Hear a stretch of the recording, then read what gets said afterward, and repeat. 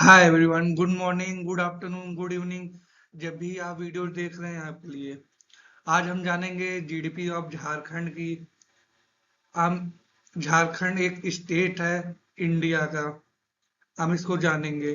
GDP की बात की जाए तो टोटल जीडीपी 2025-26 के हिसाब से लगभग 66 बिलियन डॉलर है, यानी 5.56 लाख करोड़ है।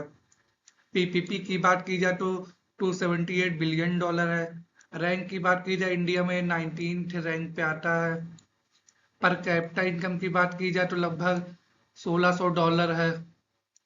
नॉमिनल में बात की जाए तो लगभग 7000 के करीब है पर कैपिटा। तो ये बेसिक्स है जीडीपी ऑफ झारखंड है। हम इसमें डेप्थ में आगे बढ़ते हैं तो हम देख लेते हैं झारखंड इकोनॉमिक सर्वे के हिसाब से, बजट 2025-26 के हिसाब से। तो स्ट्रॉन्ग पोस्ट पेंडेमिक रिकवरी हो रही, यानी पेंडेमिक में इकोनॉमी डाउन चली गई थी, रिकवरी हो रही है। बात की जाए gross state domestic product product की, तो experiencing a consistent growth trend, the government aim to Jharkhand as a 10 lakh crore यानी 10 trillion rupees economic by 2029-30। Government का टारगेट है कि लगभग जो अभी 5.56 लाख करोड़ की जीडीपी है उसको 10 लाख करोड़ जीडीपी को पहुंचाना। फिर हम देखते हैं कि जीएसडीपी फिगर देख लेते हैं एज ऑफ मार्च 2026। तो एक्चुअल जीएसडीपी की बात की जाए तो state registered and actual grow rate of 7.02%, exceeding the national average of 6.5%।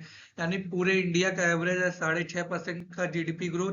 अकेले झारखंड का ही जीडीपी ग्रोथ उससे ज्यादा हो रहा है, यानी 7% हो रहा है। प्रोजेक्टेड का है कि at current price, GDP expected to cross 5.56 lakh crore यानी 64.61 billion dollar, representing roughly 10% growth over 2024-25।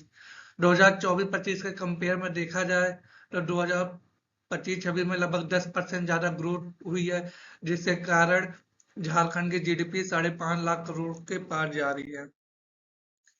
बात करते हैं ग्रोथ ट्रेजेक्टरी की, तो after recovery from the pandemic the state है recorded 4 consecutive year of 7+ growth rate. यानी कोविड के बाद से लगातार 7% सुपर ग्रोथ रेट हो रही है, जो कि काफी फास्ट कह सकते हैं।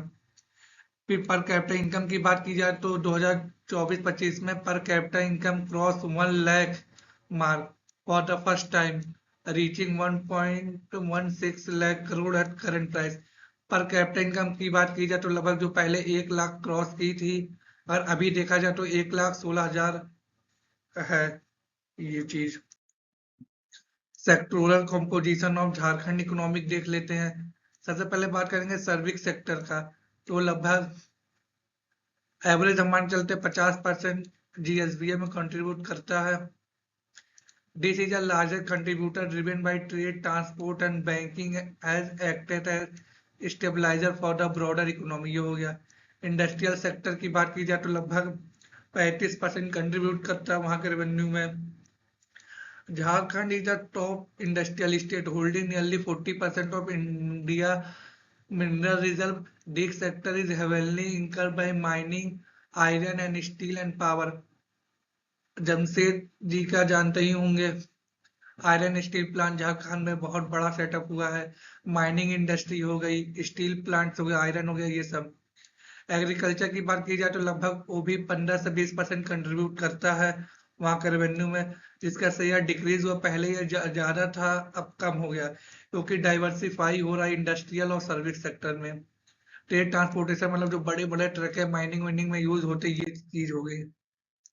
फिर हम डिटेल एनालिसिस कर लेते हैं इकोनॉमिक एक्सपेक्ट का। सबसे पहले माइनिंग एंड रिसोर्सेज देखा जाए तो 80% of total non tax revenue ये है। देखते हैं की रिसोर्सेज सब the state economy is highly sensitive to mining output cycle, royalty from mining make up a massive portion of non tax revenue, 80% of total non tax revenue. अगर हम non tax revenue की बात की जाए तो जो royalty है, जो माइनिंग से गाड़ी यानी माइनिंग लीज पे दे दिया, कोई और पे दे दिया, तो वहां की जो रॉयल्टी आती है वो नॉन टैक्स रेवेन्यू में 80% कंट्रीब्यूट करता है, जो कि ये दिखाता है कि बहुत ज्यादा है। फिर हम देखते हैं कुछ मिनरल रिसोर्सेज देख लेते हैं। कोल की बात की जाए तो झारखंड में रैंक फर्स्ट है इंडिया में, अकाउंटिंग नियरली 25 से 30% तक का national reserve. It is a sole producer of prime coking coal in the country. बात की जाए इंडिया में लगभग 30% कोयला अकेले झारखंड से आता है। आयरन ओर में बात की जाए तो ये सेकंड रैंक है, कंटेनिंग रफली 26%। Country hematite iron ore. अगर कच्चा लोहा की बात की जाए तो सेकंड है, लगभग 26% यहीं से आता है। कॉपर में बात की जाए तो ये थर्ड है, नंबर पे आता है, जो कि मेजर डिपोजिट प्राइमरली इन सिंघमबन रीजन में। अगर कॉपर तांबा की बात की जाए तो उसमें तीसरे स्थान पे है। यूरेनियम में बात की जाए तो ये सोल प्रोड्यूसर है uranium in India with critical mine located in Jaduguda. Sorry सही ना पढ़ पाऊँ उसके लिए माफी। माइका की बात की जाए तो high quality mica deposit particularly in Koderma and Giridih district offer refers as a mica capital, ये हो गया। अदर की मिनरल की बात की जाए तो सिग्निफिकेंट रिजर्व है बॉक्साइट में, 7th नंबर पे आते हैं। काइनाइट पे हो गया, लाइम स्टोन हो गया, ग्रेफाइट हो गया, चाइना क्ले हो गया, फायर क्ले हो गया और कॉर्टेजाइट हो गया। तो हाँ, काफी ज्यादा ह्यूज मिनरल रिजर्व है झारखंड के पास, जो कि दिखाता है कि हाँ, यहाँ पे नेचुरल रिसोर्सेज काफी ज्यादा है। फिर हम फॉरेस्ट रिसोर्सेज की बात की जाए तो फॉरेस्ट कवर अप्रोक्सीमेटली 30% है झारखंड का टोटल जियोग्राफिकल एरिया का, अगर 2025-26 के डेटा के हिसाब से देखें।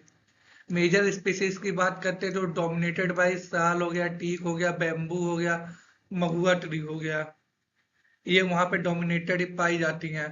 नॉन टिम्बर प्रोडक्ट की बात की जाए तो Jharkhand is a major producer of lac, honey, tendu leaf, providing livelihood for many tribal community, ये हो गया नॉन टिम्बर प्रोडक्ट में।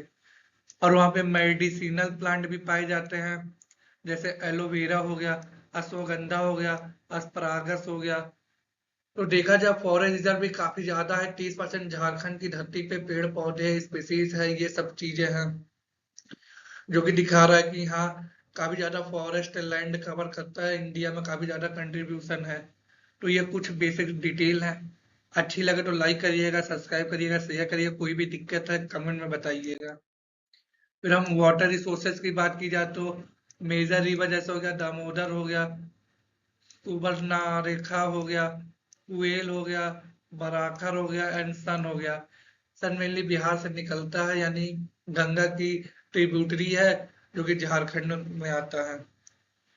डैम की बात की जाए तो टीना घाट हो गया, मैथान हो गया, पंचेट हो गया। तो ये वाटर रिसोर्सेज की बात होगी। हाँ, झारखंड में नदियां भी प्रेजेंट है, डैम भी प्रेजेंट है, ये चीजें हो गई। डैम मेनली इरिगेशन पर्पज में मदद करता है, बिजली जनरेशन में मदद करता है। फिर हम रिसेंट स्ट्रेटेजिक डेवलपमेंट देख लेते हैं। तो Jharkhand government is shifting it strategy from simple raw material extraction to value added manufacturing and green metallurgy to build sustainable clean energy economy.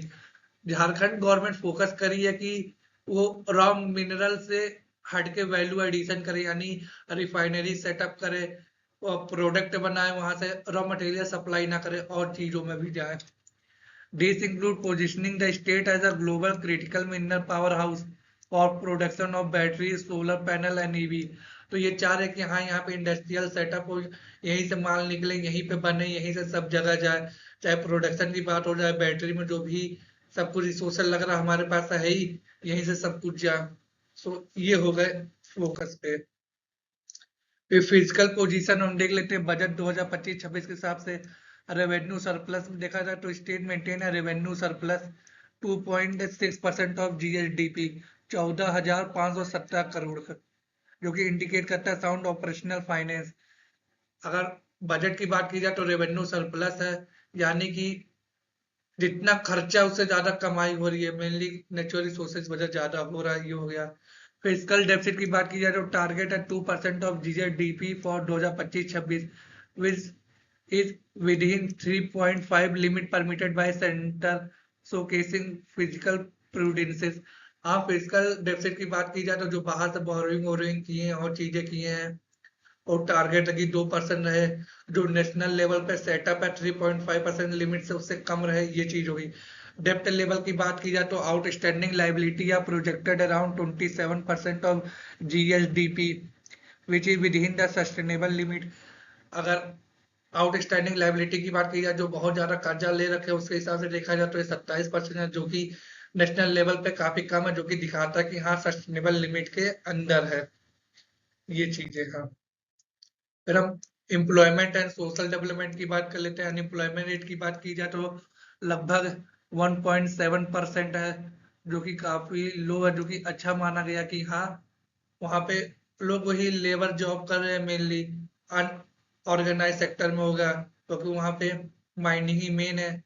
Poverty reduction की बात की जाए तो significant decline in multi dimensional poverty from 42.110% to 28.81%। देखा जाए जो 2015-16 में तो लगभग आधी जनसंख्या गरीबी रेखा में आती थी, जो कि अब कम होकर लगभग 26 से 28% आ गई है। एमएसएमई ग्रोथ की बात की जाए तो माइक्रो स्मॉल मीडियम इंटरप्राइजेस की लगभग 83,000 न्यू उद्यम रजिस्ट्रेशन हुआ है, record in the first 9 month 2025-26 में, जो कि ड्रिवन करता है लोकल जॉब क्रिएशन के लिए। ये चीजें हो गई, वो समझ में आ गया हो, कोई भी दिक्कत कमेंट में बताइए। कि ग्रोथ ड्राइवर देख लेते हैं तो इंफ्रास्ट्रक्चर इन्वेस्टमेंट में बात की जाए तो increase budgetary allocation for road construction, bridges and power infrastructure. Government अपने बजट में इंफ्रास्ट्रक्चर पे ज्यादा इन्वेस्टमेंट कर रही है, रोड डेवलपमेंट कर रही है ताकि ट्रांसपोर्टेशन ईजी हो, ब्रिजेस का कंस्ट्रक्शन करा रही है, पावर इंफ्रास्ट्रक्चर डेवलपमेंट कर रही है। सोशल वेलफेयर की बात की जाए तो major allocation for Maiyan Samman Yojana, direct benefit transfer to human and Abua Awas Yojana, housing aim to boost rural consumption, ये हो गया। इंडस्ट्रियल एक्सपेंशन की बात की जाए तो new SME registration and focus on heavy industry, और ऐसी पॉलिसी ला रहे हैं, ऐसी इंडस्ट्रियल पॉलिसी ला रहे हैं, ऐसे सिस्टम बना रहे हैं ताकि एमएसएमई का ज्यादा डेवलपमेंट हो, लोकल जॉब क्रिएशन हो, इस पे फोकस है काफी ज्यादा। तो ये रहा कुछ की ग्रोथ ड्राइवर झारखंड से रिगार्डिंग। होप आपको अच्छा लगा होगा, आप समझ गए होंगे। फिर हम लास्ट चैलेंजेस देख लेते हैं। सबसे पहले volatility, boom bust cycle of mining create revenue volatile. हाँ, ज्यादा डिमांड है तो ज्यादा प्रोडक्शन होगा तो ज्यादा रेवेन्यू बढ़ेगा, कम डिमांड होगा तो कम प्रोडक्शन होगा तो कम रेवेन्यू बनेगा, ये एक वॉलेटिलिटी फैक्टर है। पर कैपिटा इनकम की बात की जाए तो despite growth Jharkhand per capita income remain low compare to the national average, ranking 26 among 28 state. अगर इंडिया के सारे स्टेट से कंपेयर किया जाए तो 26वें नंबर पे आती है, पुअरेस्ट पर कैपिटा इनकम है कह सकते हैं, 1,16,000 जो है अभी देखा जाए तो। इंफ्रास्ट्रक्चर गैप की बात की जाए तो need for further improvement in social infrastructure specifically in rural area. अगर हम डेवलपमेंट की बात की जाए, इम्प्रूवमेंट की बात की जाए तो रूरल एरिया में काफी ज्यादा चैलेंजेस है, वहां पे हमें ज्यादा फोकस करना चाहिए। ये चीजें हो गई, ये तो कुछ चैलेंजेस हो। आपको अच्छा लगा होगा, अच्छा लगा तो लाइक करिएगा, सब्सक्राइब करिएगा। फिर लास्ट में थैंक्स दिल से यहाँ तक देखे हैं, दिल से धन्यवाद। मिलते हैं नेक्स्ट वीडियो में किसी और टॉपिक के साथ, जब तक के लिए take care, bye bye everyone.